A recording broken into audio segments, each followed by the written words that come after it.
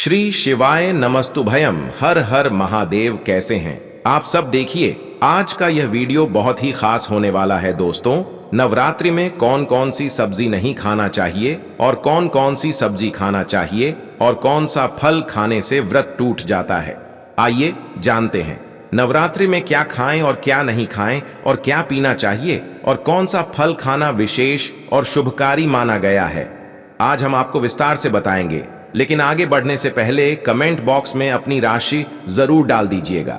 यदि हमारे पास आपकी राशि के अनुसार कोई उपाय होगा तो वह आकर हम आपके कमेंट के रिलाय में बता देंगे, ताकि आपको राशि के अनुसार फल प्राप्त हो। राशि के अनुसार किया गया कार्य बहुत ही शुभ माना जाता है। मैया वैष्णव रानी बहुत प्रसन्न होती है। कमेंट में लिखें माता रानी आपका स्वागत है, हमारे घर में जय माता रानी। एक लाइक जरूर करें।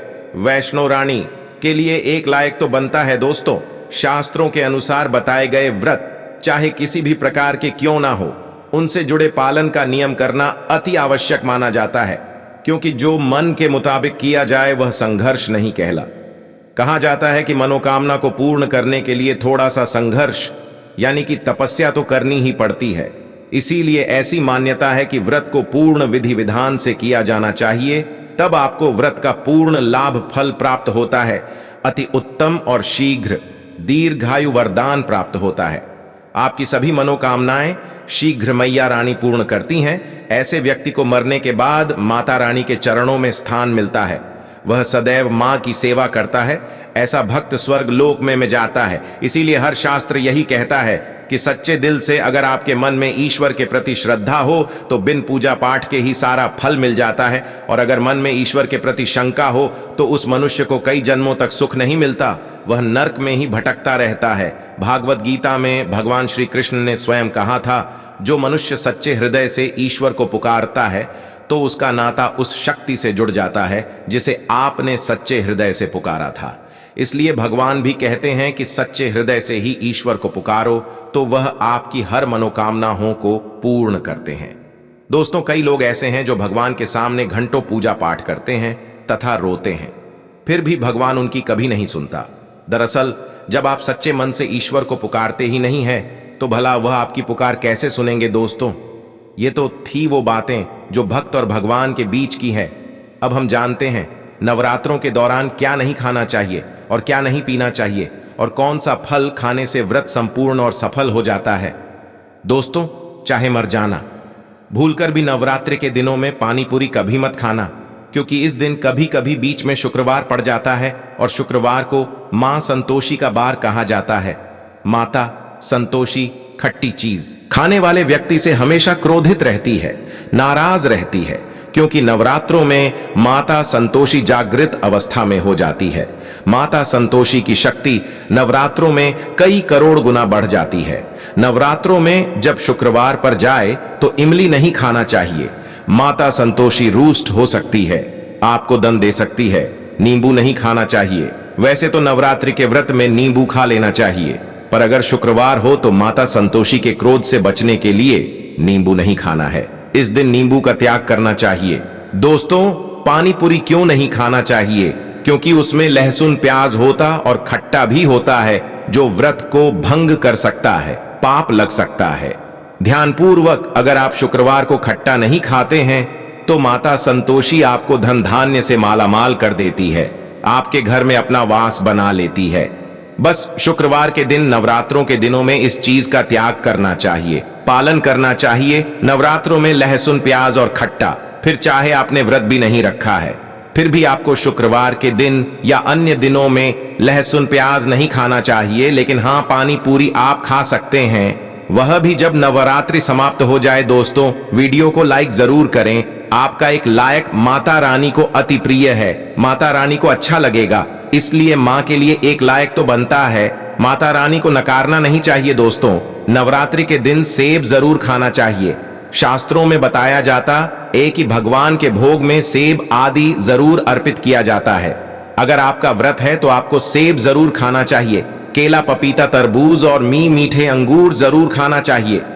इन फलों से व्रतधारी को शक्ति मिलती है और व्रत संपूर्ण हो जाता है। शास्त्रों में बताया जाता है कि नवरात्रों के दिनों में सीताफल जरूर खाना चाहिए। सीताफल खाने से 20 ऐसी बीमारियां हैं जो खत्म हो जाती हैं। माना जाता है नवरात्रों के दिनों में सीताफल का घर में प्रवेश होना बड़ा ही शुभ माना गया है।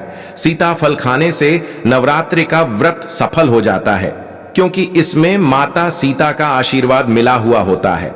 माना जाता है भगवान राम के वनवास के दौर में माता सीता ने यही फल खाया था। नवरात्रि के दौरान इसे जो भी खाता है उसे दुखों का सामना नहीं करना पड़ता। सीताफल आपको जरूर खाना चाहिए। माता सीता प्रसन्न होती है और आशीर्वाद देती है। दोस्तों, नवरात्रों में तेल की तली हुई हरी मिर्च खा सकते हैं, लेकिन कम मात्रा में खाना है। व्रत के दौरान ज्यादा तीखा नहीं खाना चाहिए। व्रत में तीखा खाने से व्रतधारी की जो पेट की आंतें होती है उसमें जख्म हो सकते हैं। क्योंकि इस दौरान हम व्रत का पालन करते हैं तो हमारे पेट में कुछ नहीं होता, इसीलिए हल्का खाना खाना सर्वप्रिय और उत्तम माना जाता है। व्रतधारी को रसीले आलू अवश्य खाना चाहिए। इससे हमारे शरीर में ऊर्जा की भरपूर जरूरत जो होती है पूरी हो जाती है। आप आलू का पानी पी सकते हैं। रसीले आलू जरूर खाना चाहिए। दोस्तों, नवरात्रों में भिंडी की सब्जी जरूर खाना चाहिए। भिंडी में कई ऐसे पोषक तत्व होते हैं जो हमारी हड्डियों को मजबूत बनाते हैं तथा नवरात्रों में बैंगन की सब्जी जरूर खाना चाहिए। लेकिन याद रहे, जब नवरात्रों में सोमवार पड़ जाए तो बैंगन की सब्जी मत खाना, पाप लगेगा। नवरात्रों में सब्जी में हरा धनिया जरूर डालना चाहिए। हरे धनिये से भी व्रतधारी को पोषक तत्व मिलते हैं। नवरात्रों में हरा धनिया अवश्य खाएं। इससे जो शुगर लेवल होगा वह कम हो जाएगा। नवरात्रों में रिफाइंड का तेल और सरसों का तेल भूलकर भी व्रत के दौरान नहीं खाना चाहिए। मूंगफली का तेल और देसी घी और गोले का तेल खाना अच्छा माना जाता है। दोस्तों, नवरात्रों में व्रतधारी को डब्बा बंद लस्सी, डब्बा बंद जूस नहीं पीना चाहिए। उसमें कई केमिकल मिले होते हैं जिसके कारण आपका व्रत टूट सकता है। जब भी आप फलों का जूस पिए तो याद रखें उसमें नमक ना डालें, नहीं तो व्रत टूट जाएगा। साथ ही साथ जूस में बर्फ भी नहीं डालना चाहिए। फलों का सादा जूस पीने से व्रत सफल होता है। दोस्तों, नवरात्रि के दौरान सिंघाड़े का आटा या कूटू का आटा खाने से पहले यह देख ले कि आटा पुराना नहीं होना चाहिए, क्योंकि पुराने आटे में कीड़े वगैरह पड़ जाते हैं जिसके कारण आपका व्रत टूट सकता है। क्योंकि यह छोटे छोटे कीड़े हमें दिखाई नहीं देते और आपके मुंह तक पहुंच जाते हैं। ऐसा आटा खाना मतलब कीड़े मकोड़ों का मांस खाने के बराबर माना गया है। दोस्तों, नवरात्रि के दौरान आप शाम के समय खाने में दही ले सकते हैं, आलू वगैरह खा सकते हैं, आलू के चिप्स खा सकते हैं, साबूदाने की टिकिया बनाकर खा सकते हैं, साबूदाने की खिचड़ी खा सकते हैं, आलू के पापड़ भी खा सकते हैं। कि सब्जियां तो ऐसी है जो नवरात्रि के दौरान भोजन में शामिल कर सकते हैं। इससे आपको एनर्जी मिलेगी और व्रत सफल हो जाएगा। नवरात्रि के दौरान आप दूध पी सकते हैं जो आपको ताकत देगा। चाय वगैरह भी पी सकते हैं, लेकिन याद रहे उसमें नमक न डाले। चाय नमक डालने से व्रत भी टूट जाएगा और हड्डियां भी गल जाती है। एक बात का ध्यान रहे, व्रतधारी को पेट भर खाना यानी गले तक भोजन नहीं करना चाहिए, नहीं तो व्रत रखने का कोई भी फायदा नहीं होगा। थोड़ा थोड़ा खा सकते हैं। दोस्तों, नवरात्रि के 9 दिन शक्तिमान दुर्गा को समर्पित होते हैं। नवरात्रि के 9 दिन माता रानी के 9 अलग अलग स्वरूपों का पूजन किया जाता है। नवरात्रि के 9 दिनों तक माता रानी को अलग अलग स्वरूप के हिसाब से अलग अलग पुष्प, अलग अलग भोग अर्पित किए जाते हैं। लेकिन क्या आप जानते हैं, कुछ ऐसी वस्तुएं हैं जिन्हें नवरात्रि के दौरान भूलकर भी माता रानी को अर्पित नहीं करना चाहिए। अगर इन वस्तुओं को आप गलती से भी माता रानी को अर्पित कर देते हैं तो आपको व्रत और पूजन का पूर्ण लाभ नहीं होगा। इसीलिए माता रानी की कृपा प्राप्त करने के लिए आपको यह जानना अति आवश्यक है कि वह कौन सी ऐसी वस्तुएं हैं जो माता रानी के पूजन में भूलकर भी इस्तेमाल नहीं करना चाहिए। तो आइए मां का जयकारा लगाते हुए वीडियो को शुरू करते हैं। दोस्तों, नंबर 1, नवरात्रि के दौरान शादीशुदा महिलाओं को सफेद कपड़े पहनकर पूजा पाठ नहीं करना चाहिए। साथ ही साथ काले कपड़े भी नहीं पहनना चाहिए। इससे पूजा व्रत आदि खंडित हो जाती है। माता की चौकी जब आप लगाएं तो उसके नीचे कागज नहीं लगाना चाहिए। माता की चौकी हमेशा लाल कपड़ा बिछाकर ही बनाना चाहिए। हमेशा याद रहे, नवरात्रों के 9 दिनों तक व्रतधारी को अपना आसन मां की चौकी के आगे ही लगाना चाहिए और वहीं पर आपको सोना चाहिए। मंदिर को नवरात्रों के दौरान अकेला नहीं छोड़ा जाता, बहुत ही अशुभ माना जाता है। जरा आप ही सोचिए, माता रानी 9 दिनों के लिए धरती पर आकर आपके घर में रहने के लिए आई है, और ऐसे में आप उन्हें अकेला अगर छोड़ते हैं तो माता भी आपको छोड़कर चली जाएंगी। वह कहेंगी इसको मेरी जरूरत नहीं है, वह अकेली पड़ जाती है। इसीलिए माता के पास में ही सोना चाहिए दोस्तों। नंबर 2, नारियल। हिंदू धर्म में नारियल को समृद्धि, धन, श्रद्धा और सम्मान का सूचक माना जाता है। नारियल को श्रीफल भी कहा जाता है। नारियल को सुख समृद्धि में वृद्धि करने वाला माना जाता है। नारियल का हर मांगलिक कार्य में विशेष महत्व होता है। जैसे कि आप सभी जानते हैं कि माता रानी के कई मंदिरों में नारियल से बलि भी दी जा आती है, और माता रानी के पूजन में नारियल का इस्तेमाल हम सभी करते हैं। खासकर कलश की स्थापना नारियल रखकर ही की जाती है। माता रानी की पूजन में हम नारियल इस्तेमाल करते समय कुछ गलतियां कर बैठते हैं।